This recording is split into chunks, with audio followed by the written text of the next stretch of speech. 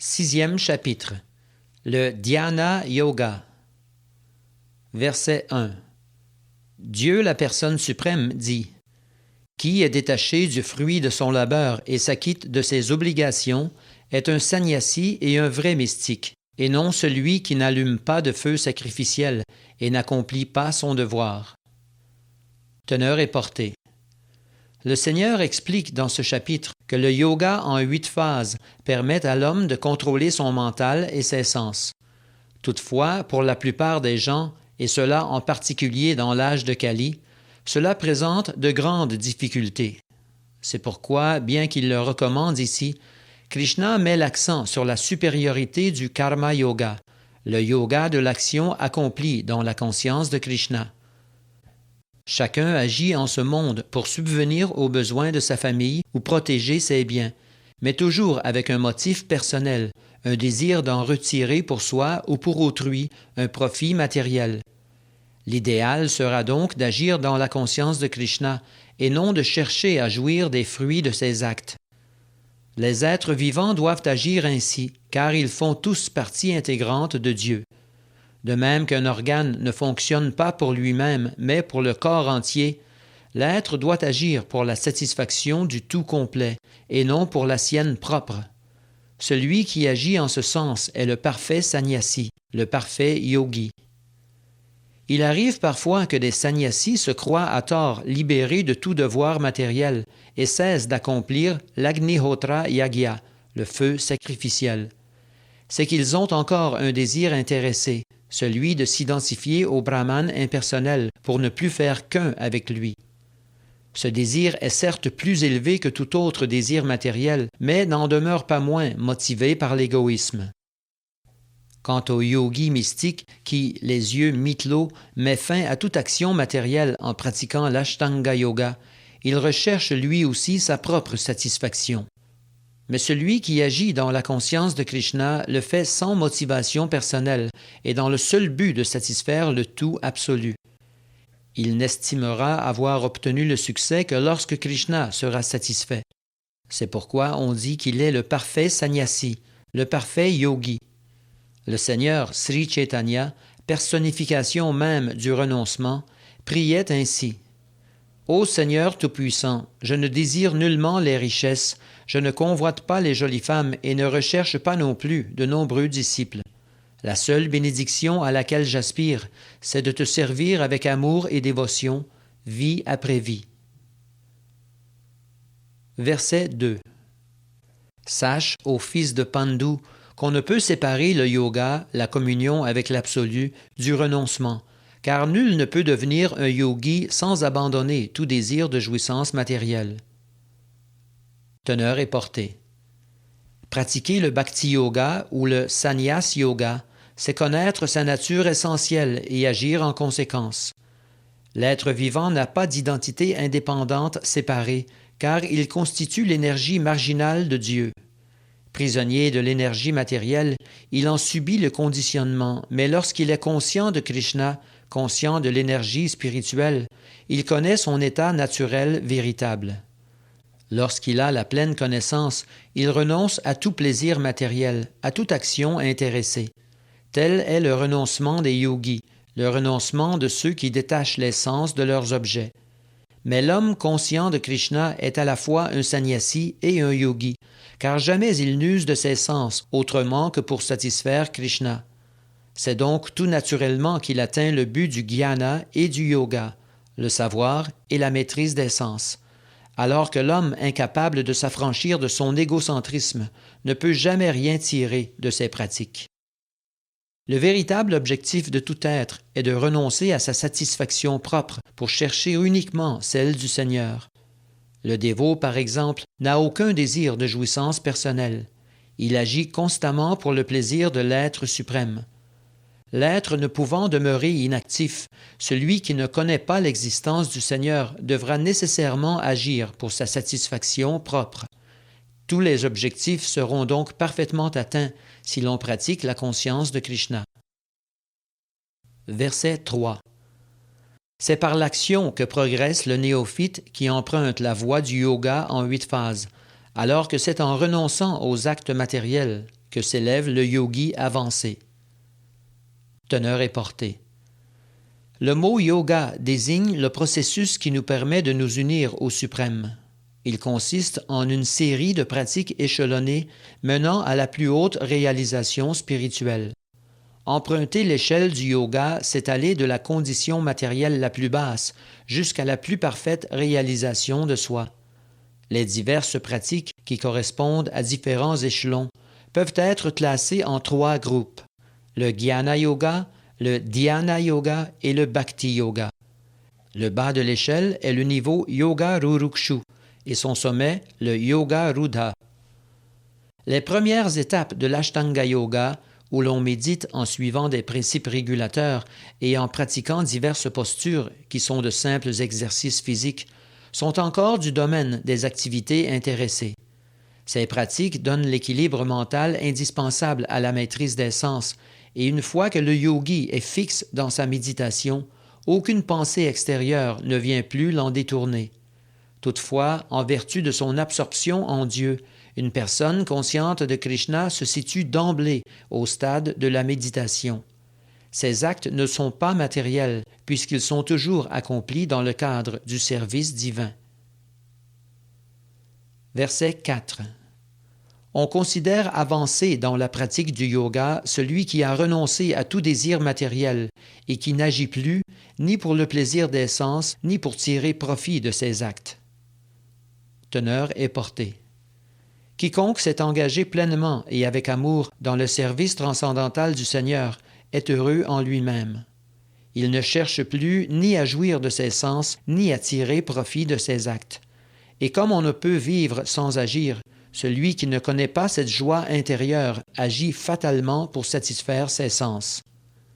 Tant qu'il ne sera pas conscient de Krishna, l'homme se livrera toujours à des actes égoïstes, visant son propre plaisir ou celui des gens auxquels il s'identifie. Une personne consciente de Krishna, au contraire, s'engagera dans toutes sortes d'activités pour servir le Seigneur et sera par là même tout à fait détaché des plaisirs matériels. Celui qui n'a pas cette réalisation devra essayer de s'affranchir des désirs matériels par des techniques diverses avant de pouvoir s'élever jusqu'au sommet de l'échelle du yoga. Verset 5. Le mental peut être l'ami de l'âme conditionnée, mais il peut aussi être son ennemi. L'homme doit s'en servir pour se libérer, non pour se dégrader. Teneur et portée. Le mot Atma désigne, selon les circonstances, le corps, le mental ou l'âme. Le système du yoga s'occupe particulièrement du mental et de l'âme conditionnée. Comme le mental est au centre de la pratique du yoga, le terme Atma ne peut désigner ici que le mental. Le but du yoga sera donc de le dominer, de l'empêcher de s'attacher aux objets des sens. Comme notre verset le souligne, le yoga doit éduquer le mental de telle sorte qu'il puisse sortir l'âme conditionnée du bourbier de l'ignorance.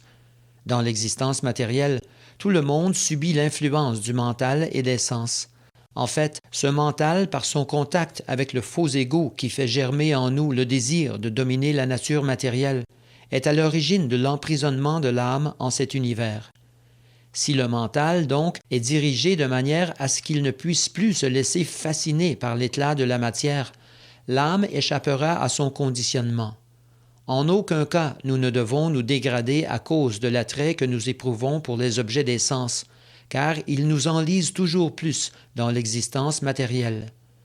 Le meilleur moyen de nous en sortir est d'absorber constamment le mental dans la conscience de Krishna.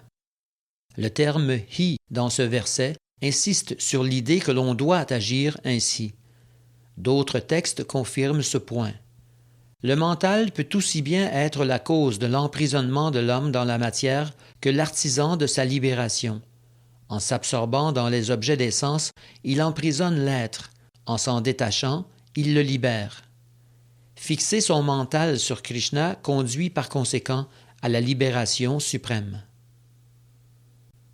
Verset 6.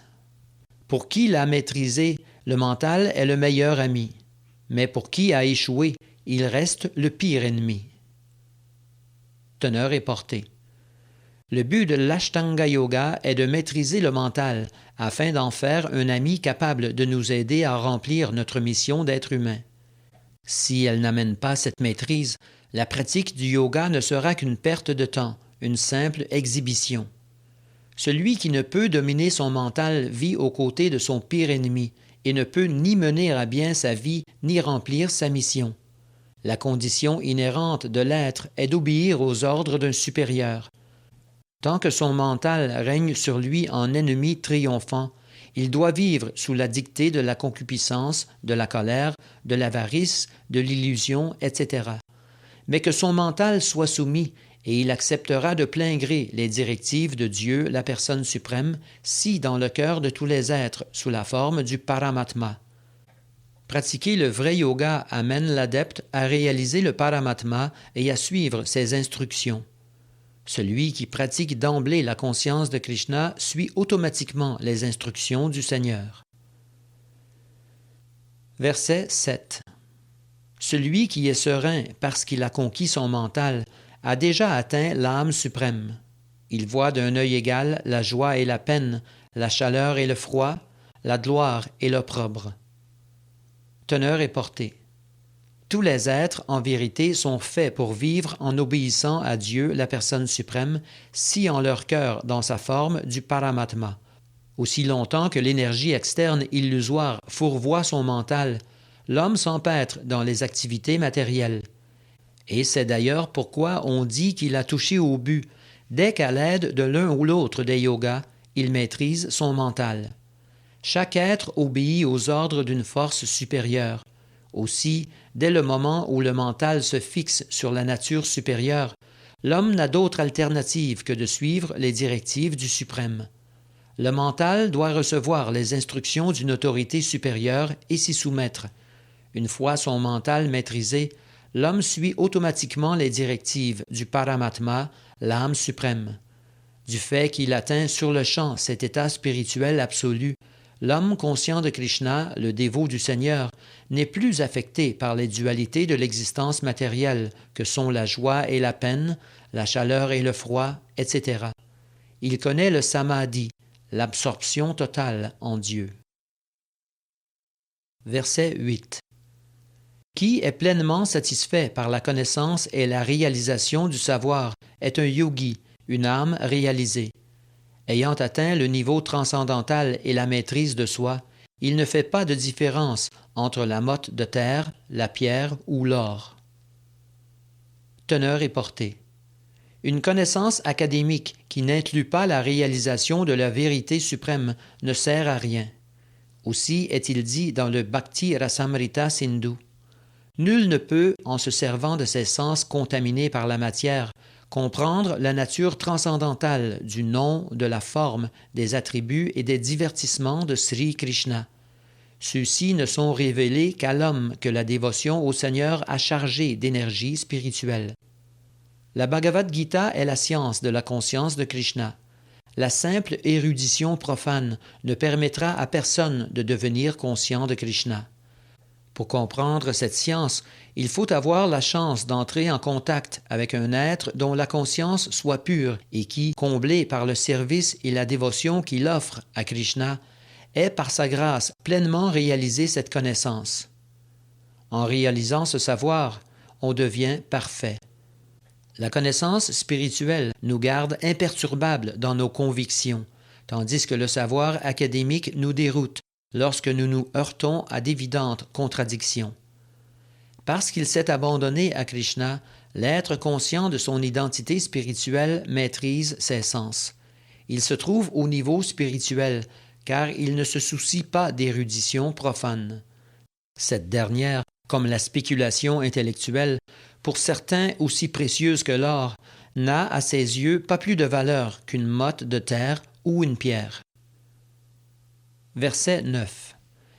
Mais qui voit d'un même œil le bienveillant par nature ou par sentiment et l'envieux, celui qui toujours reste neutre et celui qui agit dans un esprit de conciliation, l'ami et l'ennemi, le vertueux et le pécheur, est spirituellement plus élevé encore. Verset 10. Le spiritualiste doit se vouer corps et âme au suprême. Il lui faut vivre en un lieu solitaire, toujours rester maître de son mental et s'affranchir de tout désir et de tout sentiment de possession. Teneur et portée. La réalisation de Krishna comprend différents degrés. La réalisation du Brahman, celle du Paramatma et celle de la personne suprême. Être conscient de Krishna, c'est être pleinement engagé dans le service d'amour transcendantal du Seigneur. Ceux qui sont attachés au Brahman impersonnel ou à l'aspect localisé de l'âme suprême sont eux aussi, de façon indirecte et incomplète, conscients de Krishna, puisque le Brahman impersonnel est la radiance spirituelle de la personne suprême, et le Paramatma, sa représentation partielle omniprésente. On dira donc d'un homme directement conscient de Krishna qu'il est le plus avancé des spiritualistes, car il sait ce que sont le Brahman et le Paramatma. Sa connaissance de la vérité absolue est parfaite, quand celle de l'impersonnaliste et du yogi en méditation est imparfaite.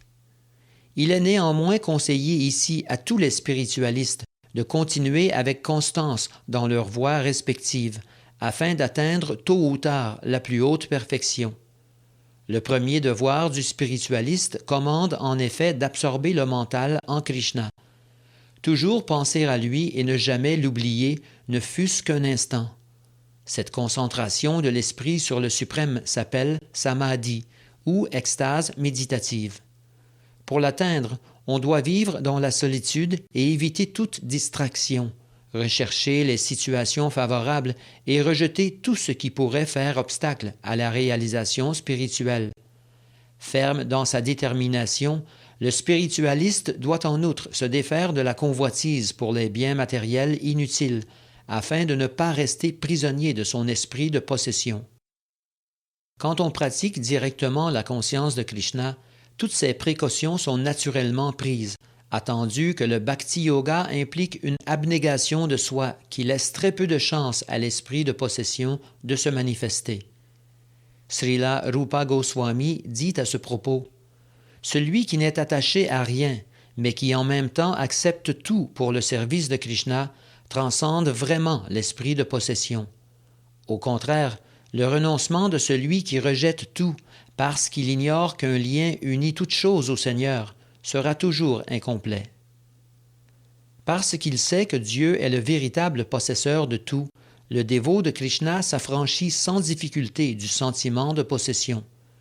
Il ne recherche jamais un quelconque bénéfice personnel, mais sait accepter tout ce qui est favorable à la conscience de Krishna et rejeter ce qui pourrait lui nuire. Toujours situé à un niveau purement spirituel, il transcende la matière et vit en solitaire, n'ayant aucun goût pour la compagnie des personnes qui refusent la conscience de Krishna. C'est pourquoi il est le parfait yogi. Versets 11 et 12. En un lieu saint et retiré, il doit confectionner un siège d'herbe coucha, qui ne soit ni trop haut ni trop bas, puis le recouvrir d'une peau de daim et d'une étoffe douce. Là, il doit prendre une assise ferme et pratiquer le yoga pour purifier son cœur, en contrôlant son mental, ses sens et ses actes, et en fixant ses pensées sur un point unique. Teneur et portée. Par les mots « lieu saint », il faut entendre « lieu de pèlerinage ». En Inde, les yogis, les spiritualistes et les dévots quittent tous le foyer familial pour vivre en des endroits sanctifiés, comme Prayag, Mathura, Vrindavan, Rishikesh, Hardwar, et y pratiquer le yoga dans la solitude, près des rivières sacrées que sont la Yamuna ou le Gange. Bien sûr, une telle retraite n'est pas toujours possible, surtout pour les Occidentaux. Les clubs de yoga qu'on trouve dans les grandes villes font sûrement d'importants bénéfices, mais ne sont pas des lieux où l'on peut pratiquer le véritable yoga. Nul ne peut méditer s'il n'est maître de ses sens, s'il ne possède un mental stable et serein. Aussi le Brihan Naradiya Purana annonce-t-il que dans notre ère, le Kali Yuga, les hommes vivront si peu de temps, connaîtront tant d'angoisses et progresseront si lentement dans la voie spirituelle, que le meilleur moyen de salut pour eux sera de chanter le saint nom du Seigneur. Harer Nama Iva Kevalam, Kalo nastyeva, nastyeva, nastyeva gatir anyatha. En cette ère de discorde et d'hypocrisie, chanter le saint nom du Seigneur est la seule voie de salut. Il n'y a pas d'autre moyen, pas d'autre moyen, pas d'autre moyen. Versets 13 et 14. Il lui faut garder le corps, le cou et la tête bien droits, le regard fixé sur l'extrémité du nez. Affranchi de la peur et ferme dans le vœu de continence, le mental apaisé et maîtrisé, il doit méditer sur moi en son cœur et faire de moi le but ultime de son existence. Teneur et portée. Le but de la vie est de connaître Krishna qui, en tant que Paramatma, la forme à 4 bras de Vishnu, vit dans le cœur de chaque être. La pratique du yoga n'a d'autre but que de nous mettre en présence de cette Vishnu Murti, cette forme de l'émanation plénière de Krishna localisée dans le cœur de chacun. Autrement, le yoga n'est qu'une parodie du vrai yoga, une pure perte de temps. Krishna est en soi le but ultime de l'existence et la Vishnumurti, le Paramatma, l'objet du yoga. Pour l'atteindre, il faut s'abstenir de tout rapport sexuel.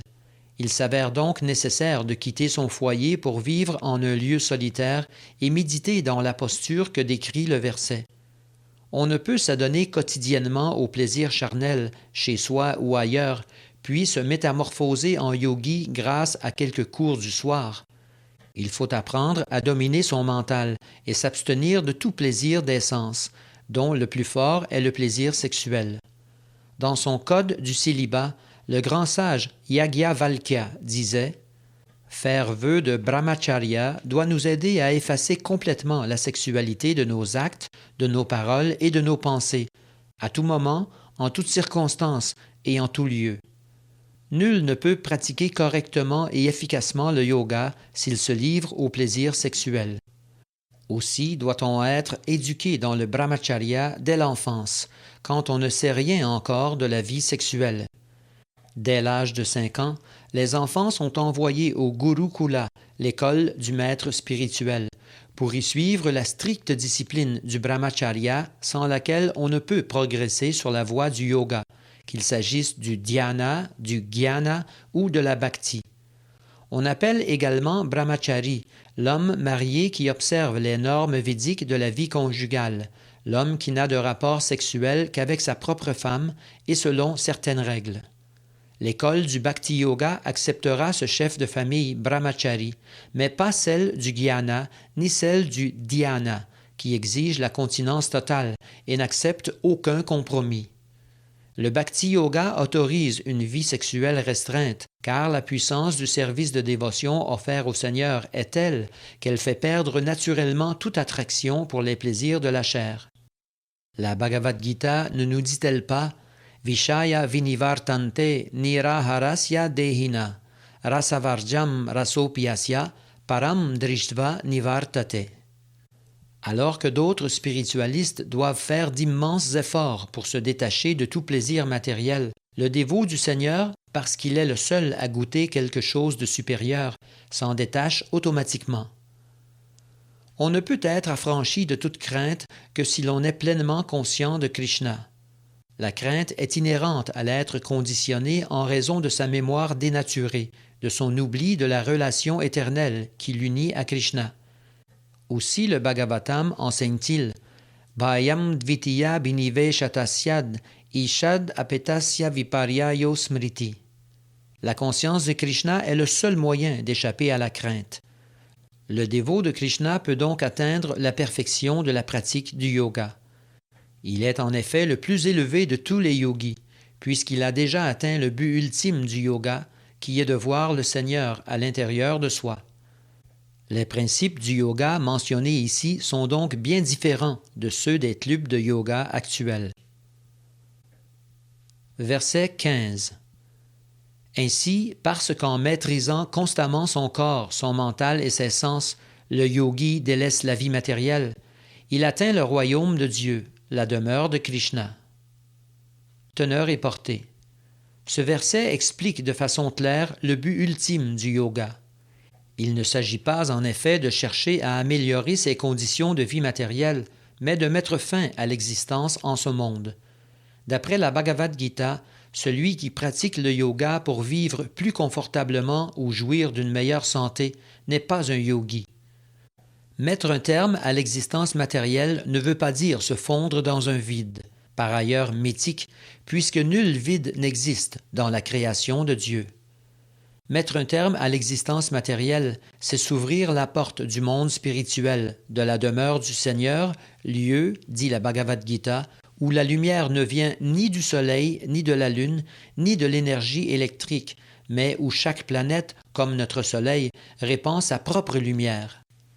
En un sens, on peut dire que le royaume de Dieu est partout, mais le monde spirituel dont nous parlons ici en est la partie supérieure, le Param Dhamma. Le yogi réalisé, parfaitement conscient de la nature de Krishna, connaît la véritable paix et finit par atteindre la demeure suprême appelée Krishna Loka ou Goloka Vrindavan. Ceci est confirmé dans ce verset et dans le précédent par les mots Mat Chitta, Mat Paraha et Mat Sangstam.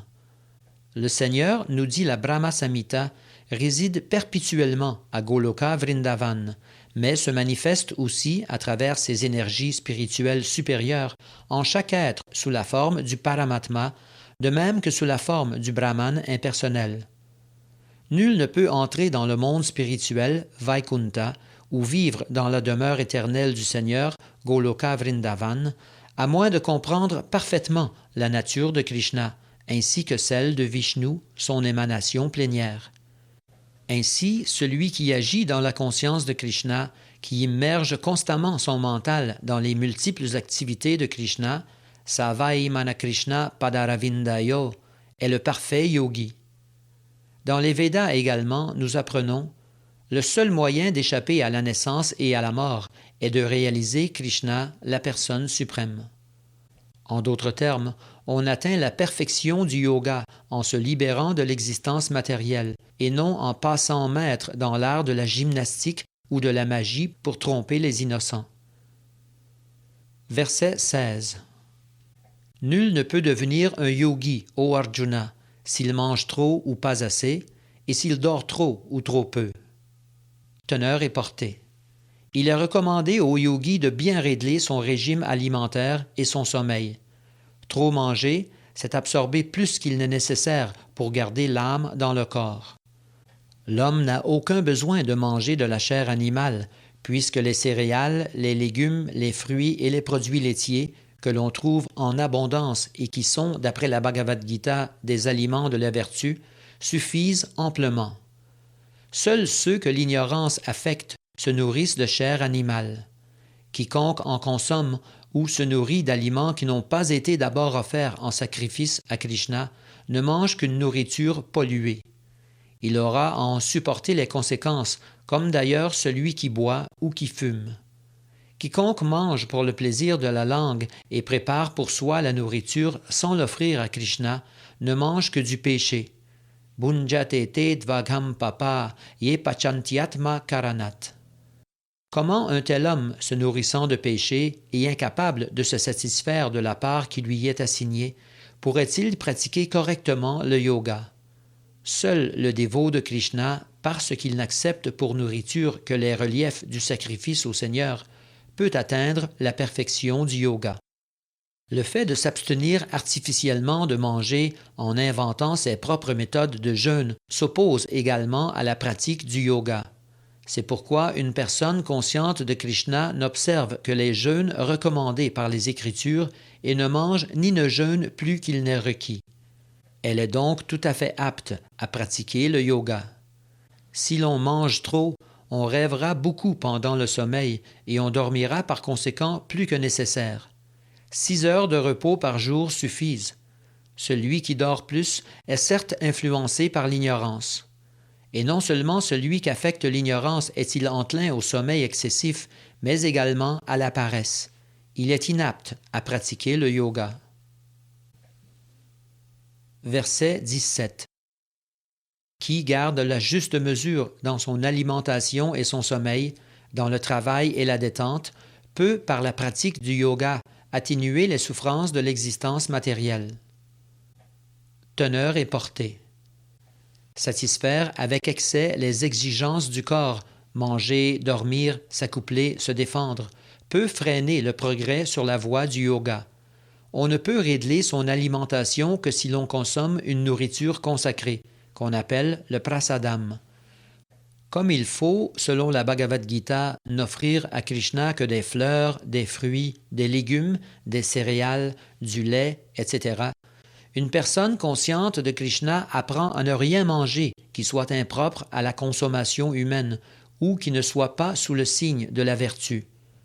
En ce qui concerne le sommeil, le dévot est tellement absorbé dans la conscience de Krishna que toute heure de sommeil inutile lui semble une perte de temps. On le dit avyarta kaladvam, car il ne supporte pas de passer une minute sans servir le Seigneur et se contente d'un minimum de sommeil.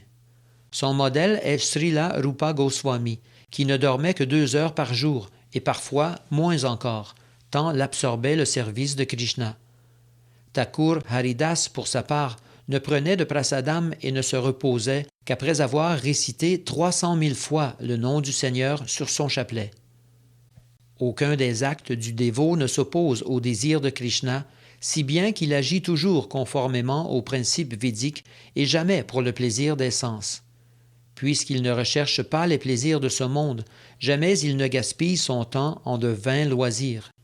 Comme les actes qu'il accomplit dans son travail sont réglés, ses paroles mesurées, ses heures de sommeil et d'éveil contrôlées, il n'a plus à endurer les souffrances matérielles. Verset 18.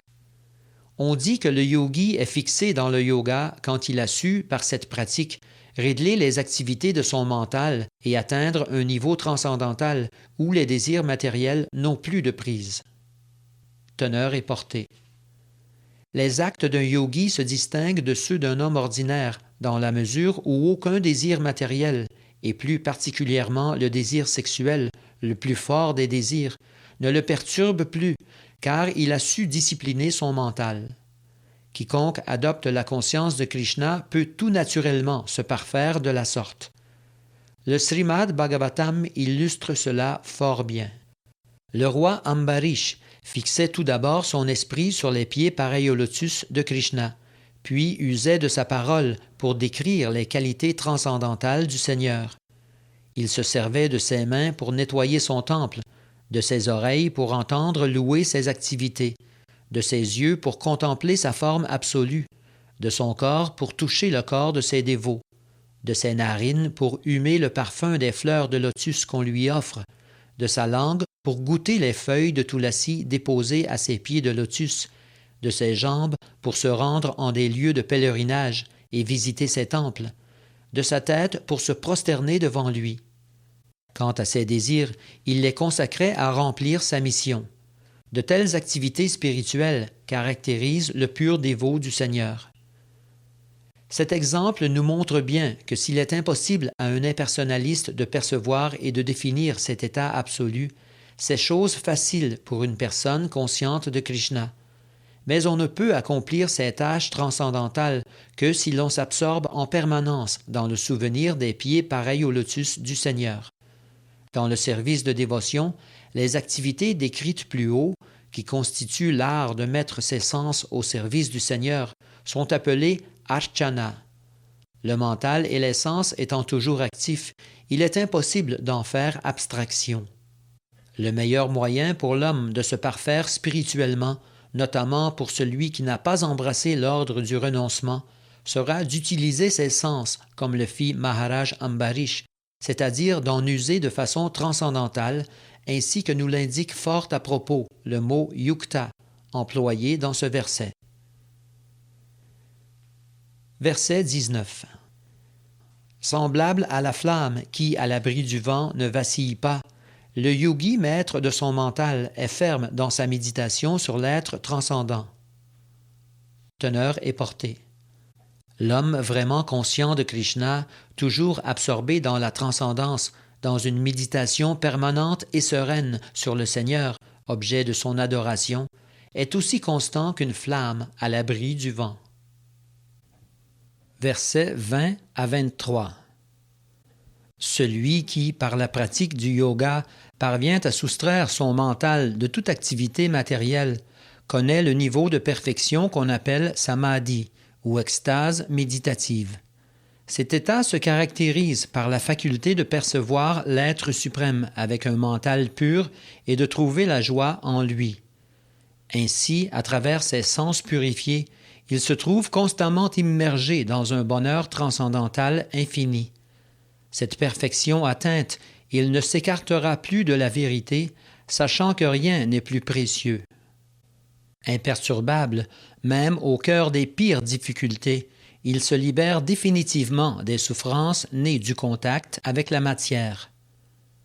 Teneur et portée. La toute première caractéristique du yoga est qu'il nous aide à nous détacher graduellement des concepts matériels. Puis, quand le yogi réalise l'âme suprême par le biais d'une intelligence et d'un mental spiritualisé, et qu'il ne commet plus l'erreur de croire que l'âme et l'âme suprême sont une seule et même entité, il connaît le samadhi, l'extase méditative. La pratique du yoga se fonde plus ou moins sur les principes de Patanjali. Les monistes et certains commentateurs non autorisés soutiennent que l'âme est identique à l'âme suprême. Se méprenant sur le véritable objectif du système de Patanjali, ils considèrent que la libération est la fusion des deux.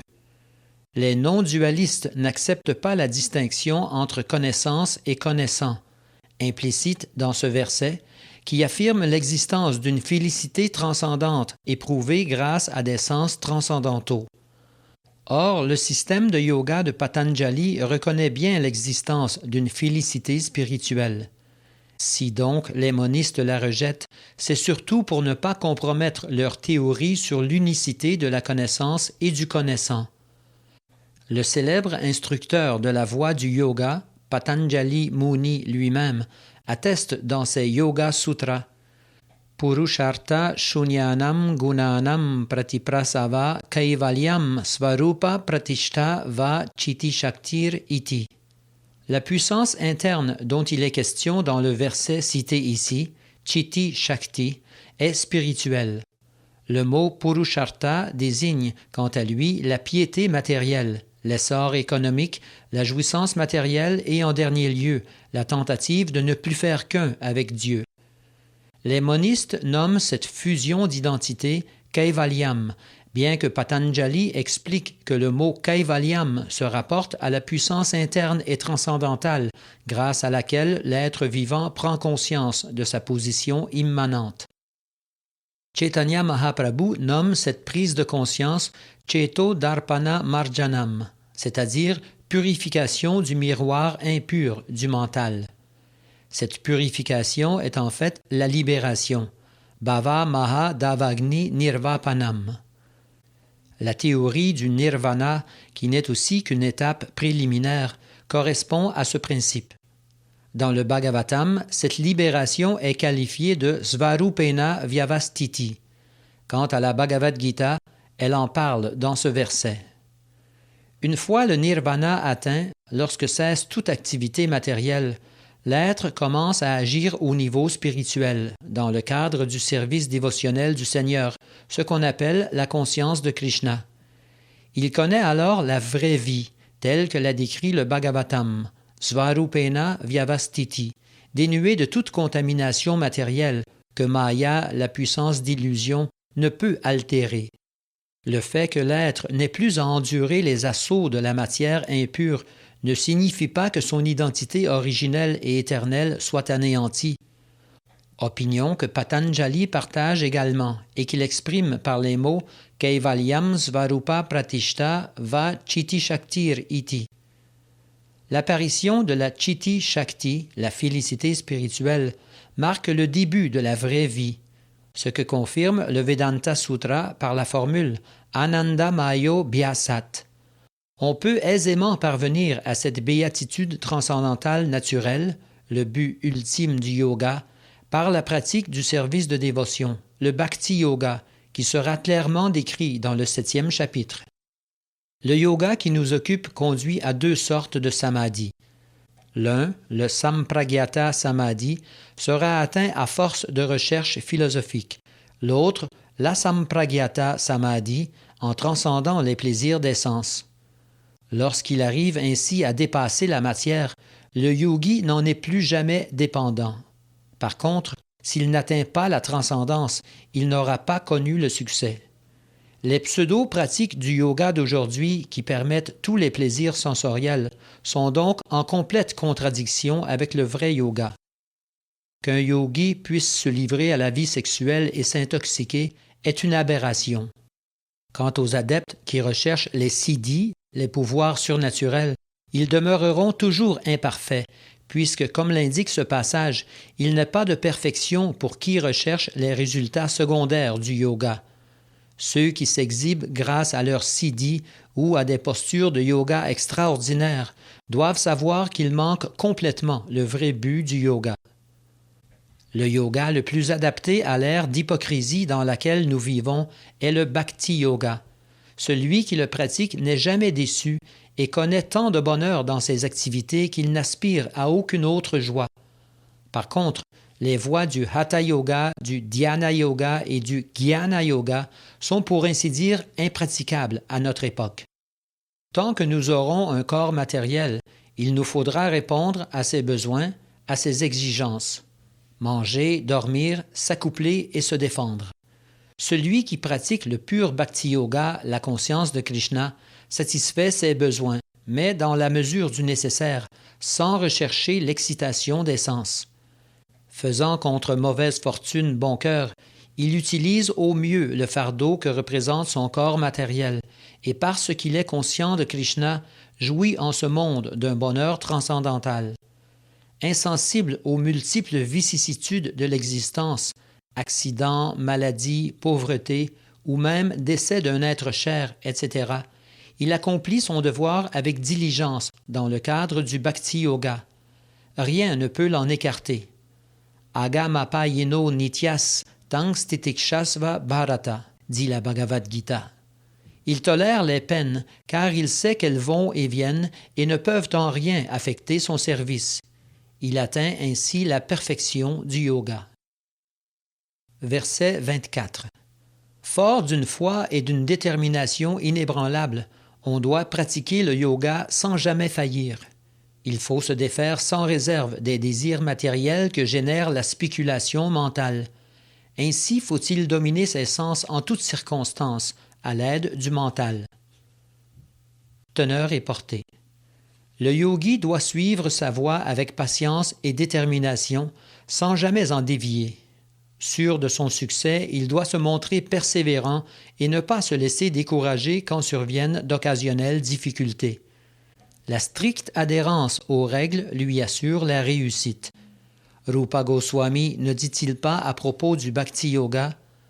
Qui veut mener à bien sa pratique du Bhakti Yoga doit remplir son devoir dans la compagnie des dévots, et le cœur plein d'enthousiasme, de persévérance et de détermination, accomplir des actes vertueux. Afin d'obtenir une telle détermination, inspirons-nous de l'oiselle qui perdit ses œufs dans l'océan. Elle avait pondu sur le rivage des œufs que la mer emporta. Bouleversée, elle les réclama à l'océan, qui refusa de porter la moindre attention à ses plaintes. Elle décida alors d'assécher l'océan et entreprit de le vider avec son bec minuscule. Tout le monde se moqua d'elle et de sa folle résolution. Mais la nouvelle se répandit et arriva bientôt aux oreilles de Garuda, l'oiseau gigantesque qui porte Vishnu. Pris de compassion pour sa petite sœur, il vint à elle et voyant avec plaisir sa détermination, lui promit de l'aider.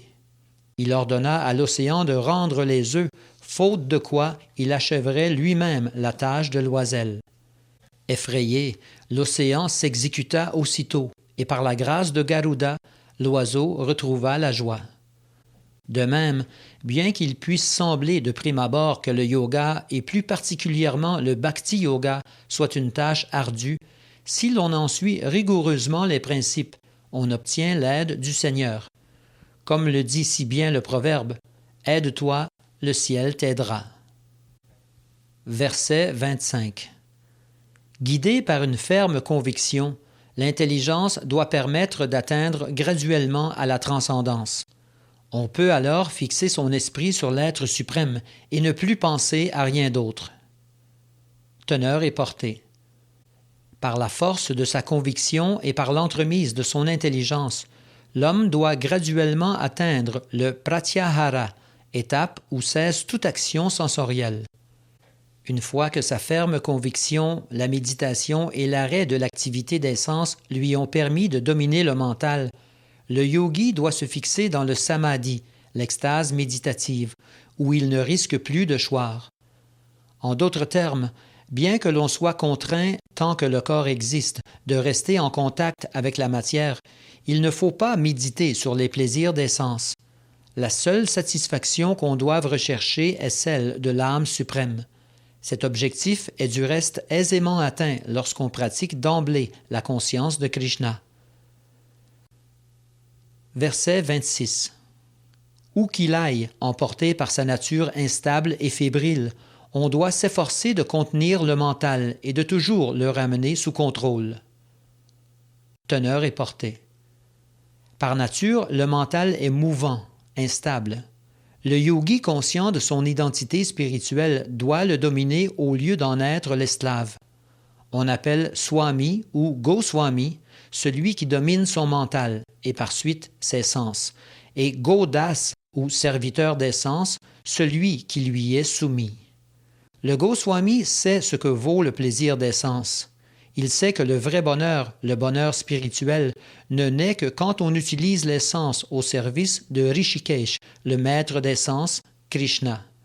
La conscience de Krishna, qui consiste à servir le Seigneur avec des sens purifiés, nous assure une maîtrise absolue des sens et représente en outre le sommet de la pratique du yoga. Verset 27. Le yogi dont le mental est absorbé en moi connaît sans conteste la perfection du bonheur spirituel.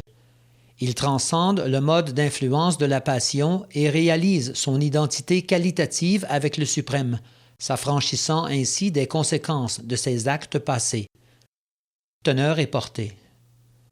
L'être atteint le niveau du Brahma-bhuta quand il n'est plus souillé par la contamination matérielle et s'absorbe dans le service absolu du Seigneur. Mad Bhaktim Labhate Param. On ne peut demeurer au niveau de l'absolu, au niveau du Brahman, si l'on ne parvient à fixer son mental sur les pieds pareils au lotus du Seigneur. Savai Manakrishna Padaravindayo.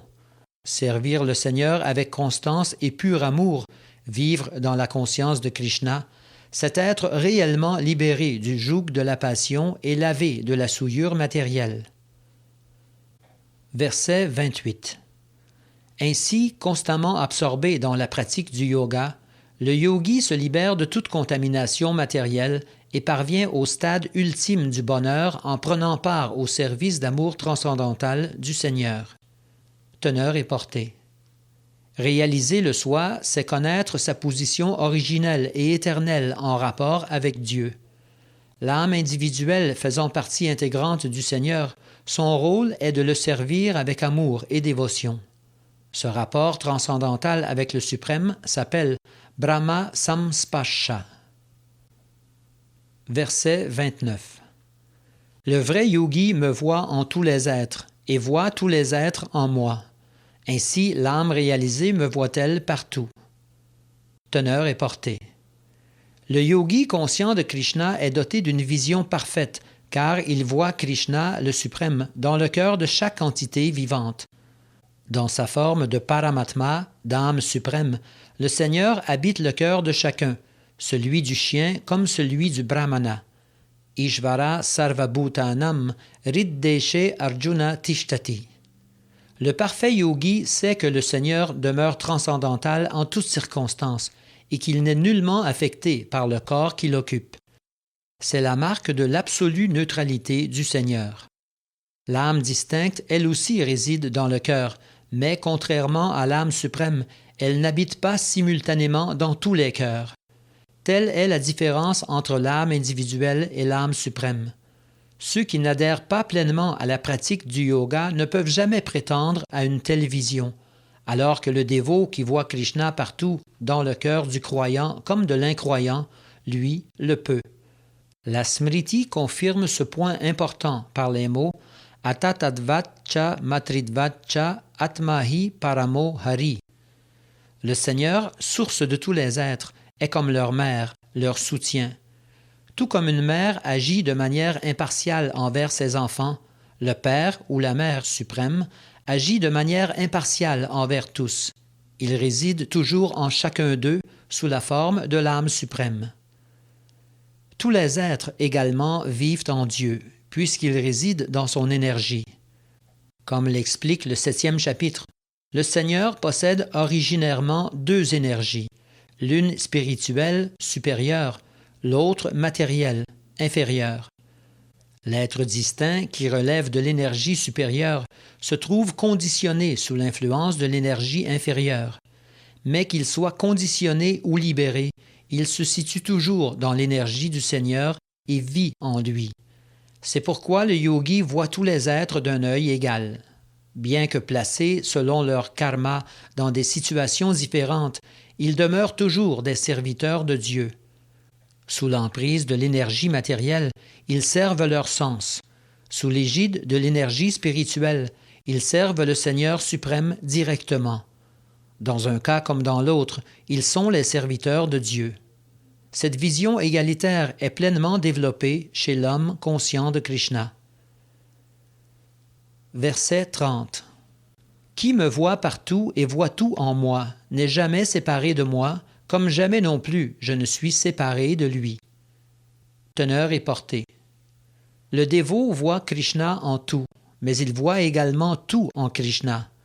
De prime abord, il peut sembler que le dévot observe simplement diverses manifestations matérielles, mais en vérité, il est en leur présence toujours conscient de Krishna, car il sait que tout est la manifestation de son énergie. Le principe fondamental de la conscience de Krishna est que Krishna est le Seigneur de tout ce qui est, et que rien ne peut exister sans lui.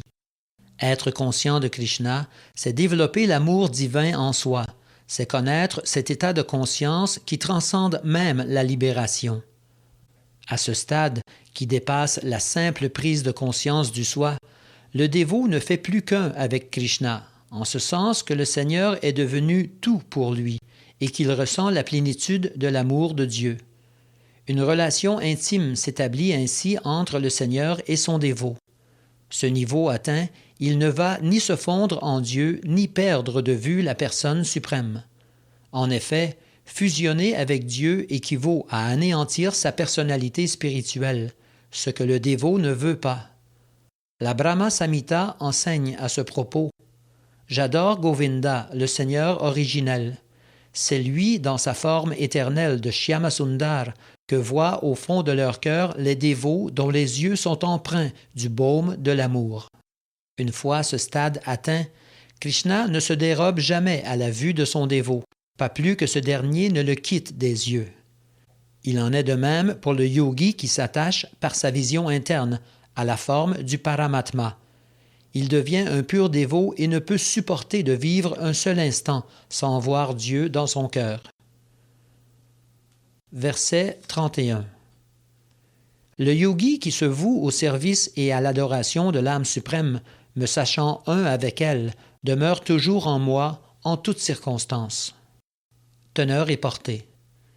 Le yogi qui médite sur l'âme suprême voit au plus profond de lui Vishnu, l'émanation plénière de Krishna, dont les 4 mains portent la conque, le disque, la masse et la fleur de lotus.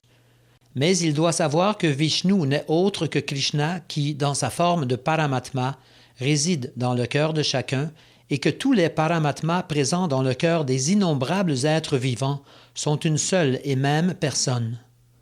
On ne saurait non plus voir de différence entre un parfait yogi qui médite intensément sur l'âme suprême et un dévot qui s'absorbe constamment dans le service d'amour du Seigneur. Bien que toujours engagé dans de multiples activités au cours de son existence matérielle, le bhakti yogi demeure toujours en Krishna. Srila Rupa Goswami confirme ce point dans son Bhakti Rasamrita Sindhu. Nikhilashva pyavastasu jivan mukta sa uchyate. Le dévot du Seigneur qui prend part assidûment au service de Krishna est du coup libéré. Le Narada Pancharatra l'enseigne également. En concentrant son attention sur la forme toute spirituelle de Krishna, l'omniprésent, qui transcende et le temps et l'espace, on finit par toujours penser au Seigneur. Dès lors, on obtient de vivre heureux en sa compagnie transcendantale. La conscience de Krishna est le niveau de méditation le plus élevé de la pratique du yoga. Cette conscience que le yogi a de la présence de Krishna en chaque être, dans sa forme de Paramatma, l'affranchit de toute faute. Les Védas corroborent cette inconcevable omniprésence du Seigneur en ces termes. Eko pisan bahuda yo vabhati. Bien que le Seigneur soit un, de par sa présence dans une infinité de cœurs, il est également multiple. Le Smriti Shastra dit également, bien que Vishnu soit un, il est omniprésent. Sa forme est une, et pourtant, comme le soleil, il apparaît en tout lieu grâce à son inconcevable puissance. Verset 32. Le parfait yogi, ô Arjuna, voit à travers sa propre expérience l'égalité de tous les êtres, dans le bonheur comme dans le malheur. Teneur et portée. L'être qui a conscience de Krishna est le parfait yogi. Du fait de son expérience personnelle, il est conscient des joies et des peines de chacun.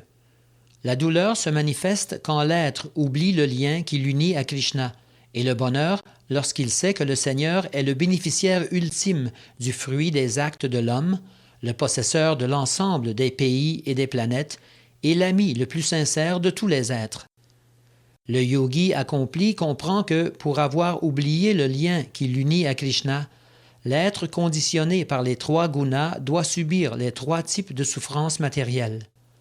Parce qu'il est lui-même heureux, il s'efforce de faire partager à tous la connaissance de Krishna.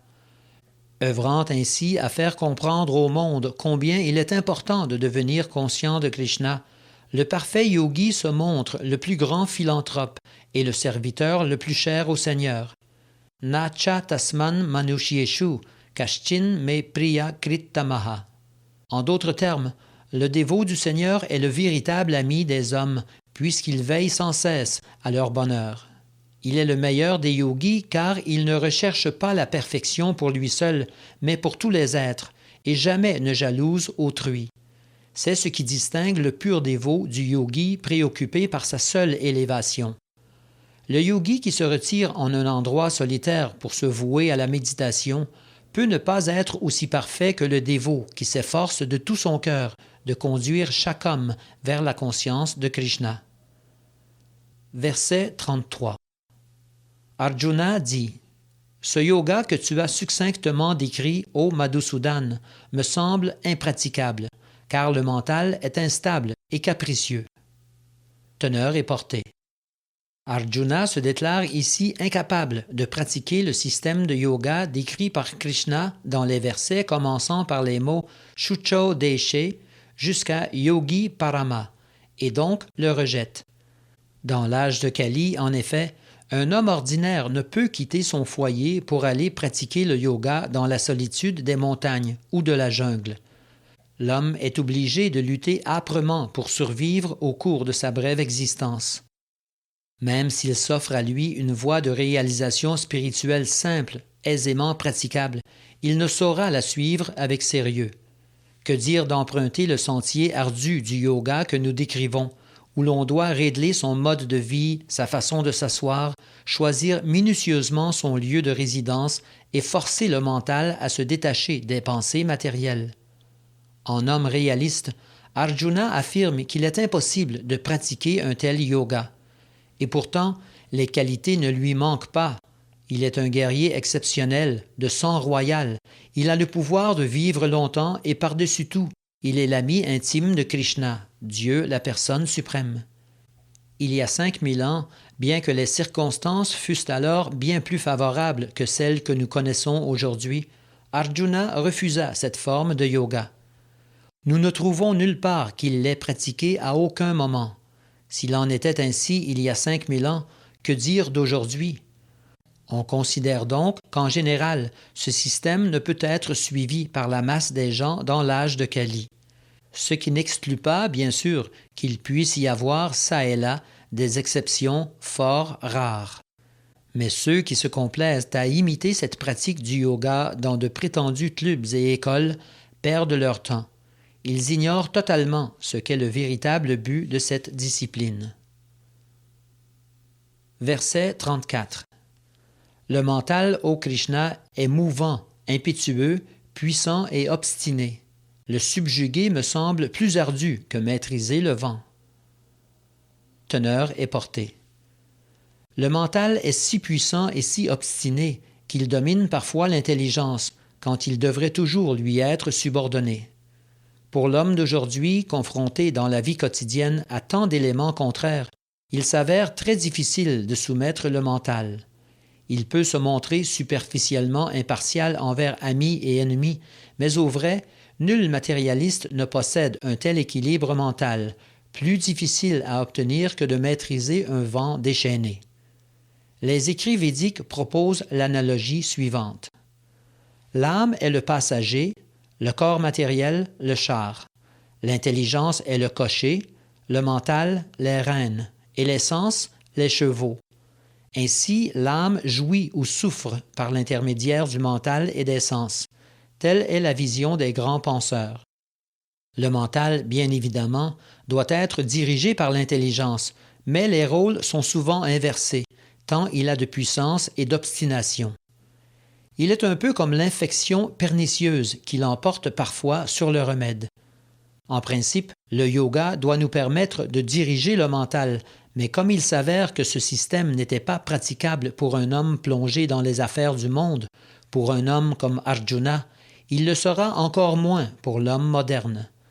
La comparaison dans ce verset entre le mental et le vent est tout à fait juste, car on ne peut contenir un vent violent.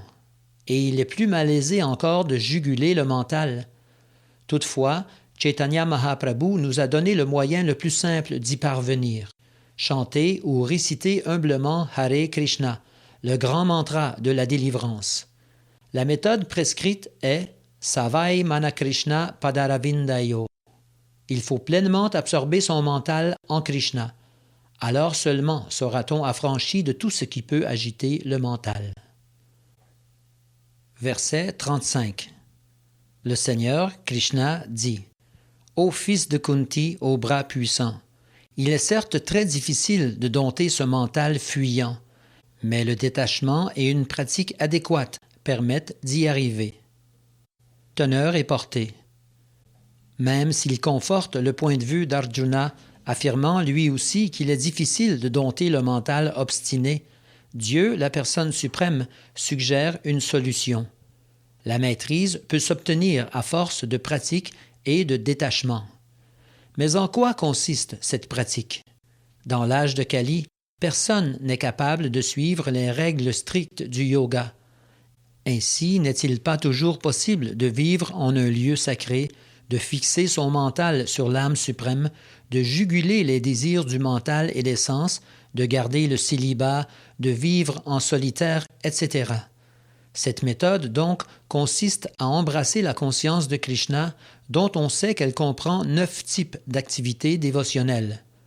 Et d'entre ces 9 types d'activités, la plus importante est l'écoute des gloires de Krishna, car il s'agit du plus sûr moyen transcendantal de libérer le mental de toute anxiété. En effet, plus nous entendons parler de Krishna, plus notre vision spirituelle s'éclaircit et plus nous nous détachons de tout ce qui pourrait détourner notre attention de Krishna. Le vairagya, le détachement de la matière et la concentration du mental sur le spirituel, s'acquiert aisément si l'on écarte ses pensées de tout ce qui vise un autre but que le plaisir de Krishna, car il est plus facile d'attacher son mental à Krishna que de le détacher de la matière de manière impersonnelle. La méthode de la conscience de Krishna est pratique, fonctionnelle, car l'attachement à l'être suprême naît tout naturellement de l'audition de ses gloires. Il permet de goûter la satisfaction spirituelle, satisfaction que l'on peut comparer au contentement qu'un affamé ressent à chaque bouchée de nourriture. Et plus il mange, plus il reprend des forces. De la même manière, par la pratique du service de dévotion, on ressent une satisfaction transcendantale au fur et à mesure que le mental se détache des objets matériels. Le service de dévotion peut être comparé au traitement d'un mal par des remèdes efficaces et un régime approprié. Entendre parler des activités sublimes de Krishna est la médication dont le mental a besoin, et manger la nourriture préalablement offerte à Krishna, le régime qui convient. Verset 36. S'il est malaisé pour qui n'a pas maîtrisé son mental de parvenir à la réalisation spirituelle, en revanche, la réussite est assurée pour qui le domine par des moyens appropriés. Telle est ma pensée. Teneur et portée. Dieu, la personne suprême, affirme qu'il est pratiquement impossible de se réaliser spirituellement pour qui refuse de suivre le traitement susceptible de délivrer son mental de l'emprise matérielle. Pratiquer le yoga en continuant de penser au plaisir matériel s'avérera, en fin de compte, aussi vain qu'essayer d'allumer un feu en versant de l'eau dessus. La pratique du yoga dans laquelle le mental n'est pas maîtrisé n'est qu'une perte de temps. Au mieux en retirera-t-on des bienfaits matériels, mais pas le moindre bénéfice spirituel. Il faut donc dominer son mental en l'absorbant sans cesse dans le service d'amour du Seigneur, seule voie efficace et durable. Car le dévot de Krishna jouit des fruits du yoga, sans avoir à suivre d'autres voies que celle de la dévotion. Les adeptes des autres yogas, au contraire, ne peuvent connaître le succès sans devenir conscients de Krishna. Verset 37. Arjuna dit « Ô Krishna, quel est le destin du spiritualiste qui, bien qu'il ait emprunté avec foi la voie du yoga, l'abandonne pour n'avoir su détacher son mental du monde et qui, par suite, n'atteint pas la perfection mystique ?» Teneur et portée. La Bhagavad Gita décrit la voie de la réalisation spirituelle, dont le principe de base consiste à connaître la nature véritable de l'être. Il est distinct du corps et son bonheur réside dans la vie éternelle, la connaissance et la félicité transcendantale, au-delà du corps et du mental. Même si différentes voies mènent à cette réalisation de soi, le Jnana Yoga, la recherche de la connaissance, l'Ashtanga Yoga, le yoga en 8 phases, et le Bhakti Yoga, le service de dévotion, toutes reposent sur des principes identiques. Connaître la condition intrinsèque de l'être et la relation qui l'unit au Seigneur, connaître le moyen de rétablir ce lien et atteindre la perfection de la conscience de Krishna. Quiconque suit l'une ou l'autre de ces 3 voies atteindra à coup sûr, un jour ou l'autre, ce but suprême. Comme le Seigneur l'indiquait dans le second chapitre, le moindre effort accompli sur le chemin de la réalisation nous rapproche de la libération. D'entre ces 3 processus, le Bhakti Yoga est le plus adapté à l'âge de Kali, car il est le plus direct. Parce qu'il souhaite s'en assurer à nouveau, Arjuna demande au Seigneur de confirmer ce qu'il a déjà dit. Il se pourrait, en effet, qu'un homme suive avec sincérité la voie du Jnana Yoga ou de l'Ashtanga Yoga, sans pour autant jamais toucher au but, tant ces systèmes sont d'un abord difficiles en notre âge. En dépit d'efforts constants, le yogi risque toujours d'échouer dans ses tentatives, et cela pour de multiples raisons. Notamment peut-être parce qu'il n'aura pas strictement suivi la discipline yogique. Choisir d'emprunter la voie de la réalisation spirituelle, c'est en quelque sorte déclarer la guerre à l'énergie illusoire. Or, celle-ci, dès qu'on essaye de se soustraire de ses griffes, tente aussitôt par divers charmes de reprendre sa proie. L'âme, déjà fascinée par les 3 modes d'influence de l'énergie matérielle, a toutes les chances de se laisser une nouvelle fois séduire, et ce, bien qu'elle ait embrassé une discipline spirituelle. Cet écart sur le chemin transcendantal de la réalisation de soi a pour nom Yogat Chalita Manasa, et Arjuna voudrait en connaître les conséquences. Verset 38. Ainsi détourné du chemin de la spiritualité, ô Krishna au bras puissant, n'ayant obtenu ni succès matériel ni réussite spirituelle, ne périt-il pas, privé de tout statut à la manière d'un nuage qui se dissipe. Teneur et portée. L'homme a la possibilité de connaître deux sortes de réussite. S'il est matérialiste, il ne visera que la réussite matérielle, car il n'éprouve pas le moindre intérêt pour la spiritualité et ne souhaitera qu'améliorer sa situation économique ou atteindre les planètes supérieures. Si par contre il choisit la voie spirituelle, il devra renoncer à toute activité matérielle, oublier les prétendus plaisirs de ce monde. Or, une fois engagé sur cette voie, s'il ne parvient pas au but, il aura apparemment tout perdu, car il ne pourra jouir ni du bonheur matériel, ni de la perfection spirituelle. Il sera semblable au nuage qui, n'ayant pu se fondre dans la masse des autres, erre sous la poussée du vent avant de se dissiper dans le vaste ciel. L'homme emprunte le Brahmana Pati, le chemin menant à la réalisation transcendantale, s'il prend conscience que son essence spirituelle fait de lui une partie intégrante de Dieu, manifestée sous ses trois aspects de Brahman, Paramatma et Bhagavan. Et lorsqu'un homme s'abandonne à Sri Krishna, la personne suprême, aspect total de la vérité absolue, il atteint le but ultime. La voie du Bhakti Yoga est donc la voie la plus directe, la voie suprême, car les autres ne mènent à l'étape finale, l'étape de l'abandon de soi à Dieu, qu'après avoir préalablement traversé l'étape de la réalisation du Brahman, puis celle du Paramatma, ce qui oblige en fait à de nombreuses renaissances. Verset 39.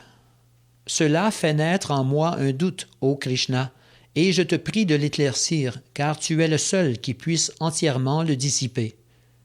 Teneur et portée.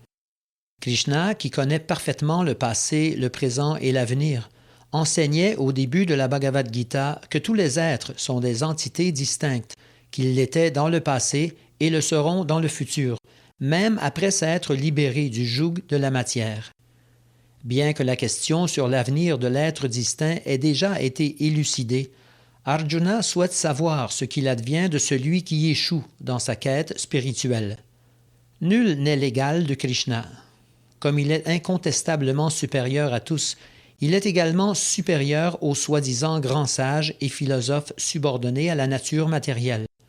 Il peut donc aisément, de façon décisive et complète, dissiper n'importe quel doute, d'autant qu'il connaît parfaitement le passé, le présent et l'avenir, alors que lui, nul ne le connaît. Seul Krishna et ses dévots peuvent voir les choses telles qu'elles sont. Verset 40. Dieu, la personne suprême, répond « Ô fils de Pritha, pour le spiritualiste qui se prête à des activités de bon augure, il n'est de destruction ni dans ce monde ni dans l'autre. Jamais, mon ami, le mal ne s'empare de celui qui fait le bien. » Teneur et portée. Dans le Srimad Bhagavatam, Sri Narada Muni s'adresse ainsi à Vyasadeva. Qui abandonne tout projet matériel et sans réserve prend refuge en Dieu, la personne suprême, ne risque pas de se dégrader ou de perdre quoi que ce soit. Par contre, qui accomplit scrupuleusement ses devoirs mais n'adore pas Dieu peut fort bien ne recueillir aucun fruit. Lorsqu'on a une motivation matérielle, on doit accomplir de nombreuses activités répondant aux injonctions scripturaires ou se conformant aux traditions. Or, il se trouve que le progrès spirituel, le progrès dans la conscience de Krishna, exige que l'on mette fin aux activités matérielles.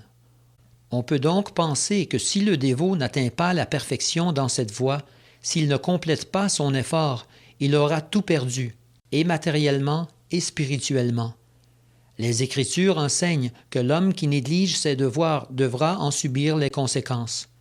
Il en sera de même pour celui qui n'accomplit pas correctement ses activités spirituelles.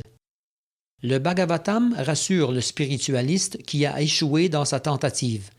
Il ne sera jamais perdant, quand bien même il devrait souffrir pour n'avoir pas su assumer parfaitement ses responsabilités matérielles, car ses accomplissements dans la conscience de Krishna ne seront jamais oubliés.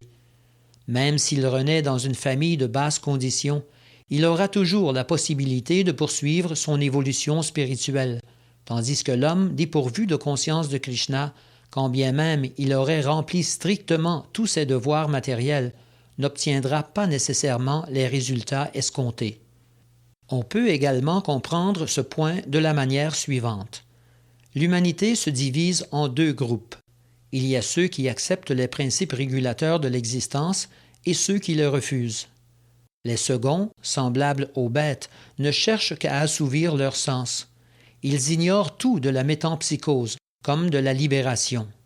Qu'ils soient civilisés ou non, instruits ou non, forts ou faibles, leur vie n'a rien d'heureux.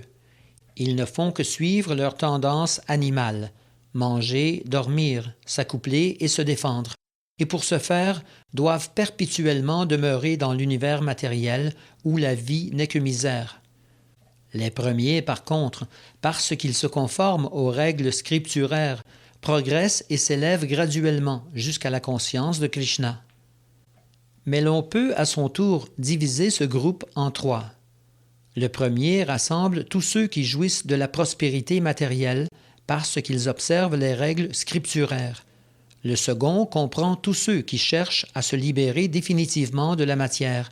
Et le troisième, enfin, tous ceux qui adoptent la conscience de Krishna.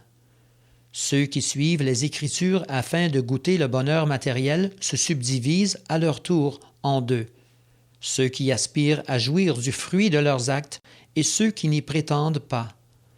Les premiers obtiendront peut-être des conditions de vie plus élevées, peut-être renaîtront-ils sur les planètes édéniques, mais la voie qu'ils ont choisie n'est pas la meilleure, car elle ne permet pas de se soustraire à l'existence matérielle.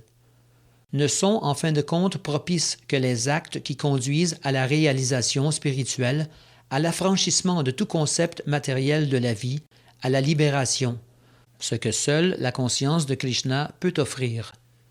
Par conséquent, on dira qu'un spiritualiste est parfait s'il accepte les conditions, même déplaisantes et austères, qui permettent de progresser sur le chemin de la conscience de Krishna.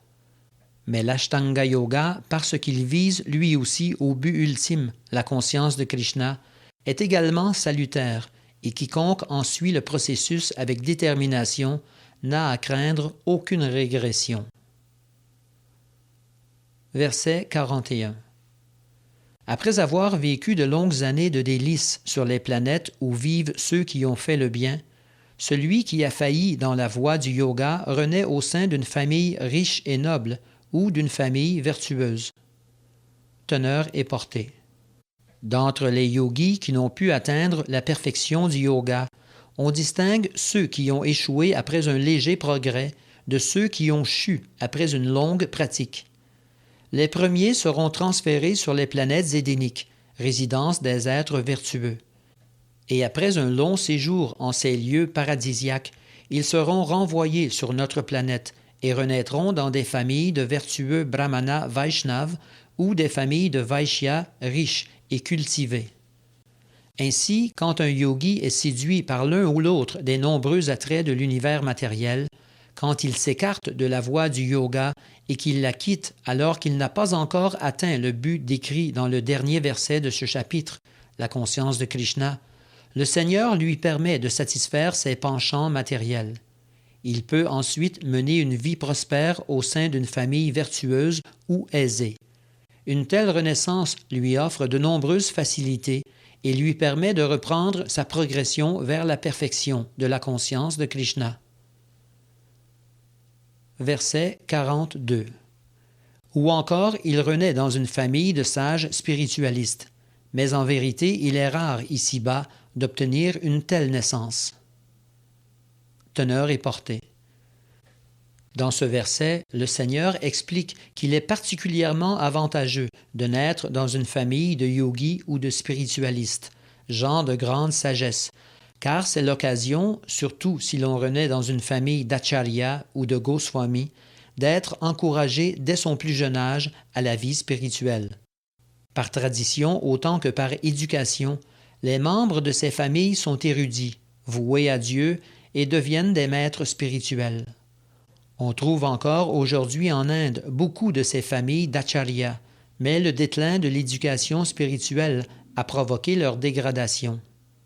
Par la grâce du Seigneur, il en reste encore quelques-unes qui, de génération en génération, forment des spiritualistes élevés. Naître dans une telle famille est la plus grande faveur que l'on puisse recevoir. Notre maître spirituel, Om Vishnupad Sri Srimad Bhaktisiddhanta Sarasvati Goswami Maharaj, bénéficia de cette grâce. Notre humble personne également. Ainsi, nous pûmes l'un et l'autre pratiquer le service de dévotion dès notre plus tendre enfance, et plus tard, en vertu d'un arrangement divin, nos chemins se croisèrent. Verset 43. Alors, ô fils de Kuru, il recouvre la conscience divine acquise dans sa vie passée et reprend sa marche vers la perfection. Teneur et portée. L'exemple du roi Bharata, qui lors de sa 3e naissance naquit dans la famille d'un brahmana, illustre bien ce que c'est que de naître dans une famille favorable pour reprendre le progrès spirituel interrompu. Bharata était l'empereur du monde. C'est du reste depuis son règne que les Devas nomment la terre Bharata Varsha, qui s'appelait jusqu'alors Ilavrita Varsha. Bien qu'il fût jeune encore, l'empereur renonça au trône et se voua à la quête de la perfection spirituelle, sans toutefois l'atteindre. Il eut alors à renaître dans la famille d'un brahmana vertueux. Parce qu'il vivait toujours seul et ne parlait à personne, on le nomma Jada Bharata. Un jour advint où le roi Rahugana découvrit en lui le plus grand des spiritualistes. Sa vie nous prouve qu'aucun effort n'est vain dans la voie spirituelle, la pratique du yoga, et que le Seigneur, par sa grâce, donne aux spiritualistes maintes et maintes occasions d'atteindre la perfection spirituelle. Verset 44. En vertu de la conscience divine acquise dans sa vie passée, il est tout naturellement porté vers la pratique du yoga, même à son insu. Un tel spiritualiste transcende déjà tous les principes rituels des Écritures. Teneur et portée. Les yogis avancés se désintéressent des rites mentionnés dans les Écritures et sont tout naturellement attirés par les principes du yoga, qui peuvent les mener à la perfection du yoga, la conscience de Krishna. Le Srimad Bhagavatam explique cela. Ô Seigneur, même s'ils sont nés dans des familles de mangeurs de chiens, ceux qui chantent tes saints noms sont extrêmement élevés dans la vie spirituelle, car pour pouvoir ainsi chanter tes noms, ils ont dû mener maintes ascèses, faire d'innombrables oblations, se baigner dans tous les lieux sacrés et étudier toutes les Écritures. Sri Chaitanya illustra parfaitement cela lorsqu'il fit de Haridas Thakur, pourtant d'ascendance musulmane, l'un de ses principaux disciples.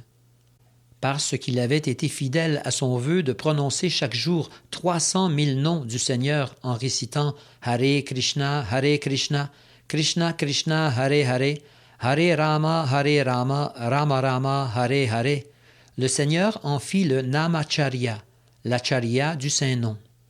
Qu'il ait pu ainsi réciter constamment le nom du Seigneur indique qu'il avait, dans sa vie précédente, accompli tous les rites des Védas, Shabda Brahma.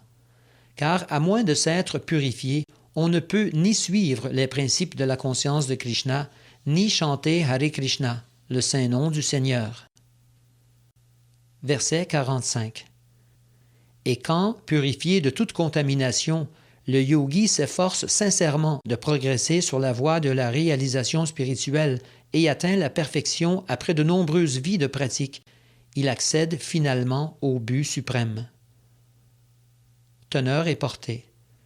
On réalise, lorsqu'on a pris naissance dans une famille vertueuse, aisée ou religieuse, que ces conditions sont particulièrement favorables à la pratique du yoga. Avec détermination, on reprend alors sa tâche inachevée, jusqu'à ce que la purification soit totale. Alors, libre de toute contamination matérielle, on atteint la perfection suprême, la conscience de Krishna. Le verset 28 du 7e chapitre confirme ce point. Après avoir accompli des activités pieuses pendant de nombreuses vies, l'homme, libre de toute contamination et de toute dualité illusoire, sert le Seigneur avec un amour transcendantal. Verset 46. Le yogi est plus élevé que l'ascète, plus avancé que le philosophe empiriste et plus grand que l'homme qui aspire aux fruits de l'acte. En toutes circonstances, sois donc un yogi, ô Arjuna. Teneur et portée. Le mot yoga se réfère à la méthode permettant de relier la conscience à la vérité suprême et absolue. Selon qu'on adopte telle ou telle pratique, le yoga porte différents noms. Ainsi le nomme-t-on karma yoga lorsqu'il s'agit de privilégier l'action intéressée, jnana yoga lorsqu'il est question de recherche philosophique et bhakti yoga lorsque prime le lien dévotionnel qui unit l'être distinct au Seigneur suprême. Le bhakti yoga, qu'on appelle également conscience de Krishna, est, comme le montrera le prochain verset, le plus grand des yogas. Le Seigneur déclare ici la supériorité du yoga, mais il ne le dit pas supérieur au bhakti yoga. Aucun yoga ne peut dépasser en excellence le bhakti yoga, qui est la connaissance spirituelle complète. Sans connaissance du soi, l'ascétisme reste toujours incomplet. Sans abandon au Seigneur souverain, le savoir empirique est également imparfait. Quant aux actes intéressés, s'ils ne sont empreints de conscience divine, ils ne sont qu'une perte de temps. La forme de yoga la plus élevée dont on parle ici est donc le bhakti yoga, comme l'explique plus clairement encore le verset suivant. Verset 47. Et de tous les yogis, celui qui, avec une foi totale, demeure toujours en moi et médite sur moi en me servant avec amour, celui-là est le plus grand et m'est le plus intimement lié. Tel est mon avis. Teneur et portée. Le mot bhajate est ici lourd de sens. Sa racine, le verbe bhaj, traduit l'idée de service. Les verbes français vénérer, rendre un culte ne rendent pas exactement le sens de bhaj, car ils indiquent soit le respect et l'honneur montrés à celui qui en est digne, soit l'adoration, tandis que bhaj signifie servir avec foi et amour, et ne s'adresse qu'à Dieu, la personne suprême. Si, en ne révérant pas un déva ou un homme de bien, on passe pour irrespectueux, en négligeant de servir le Seigneur suprême, on est assurément condamné. L'être vivant, de par sa nature, parce qu'il fait partie intégrante de Dieu, a pour fonction de servir le Seigneur. Comme l'explique fort bien le Srimad Bhagavatam, s'il déroge à ce devoir, il choit. Na bhajanti avajananti. Quiconque néglige de remplir son devoir de serviteur de Dieu, source de tous les êtres, choira de sa position originelle. Là encore, on retrouve le mot bhajanti. Cela prouve bien qu'au contraire de vénérer et de rendre un culte, qui peuvent s'adresser à un homme ou à un déva, bhajanti ne s'applique qu'à Dieu. Portons également une attention particulière au terme avajananti, mentionné ici, et qu'on retrouve dans la Bhagavad Gita, avajananti mang mudha. Seuls les sots et les crapules dénigrent Krishna, Dieu la personne suprême.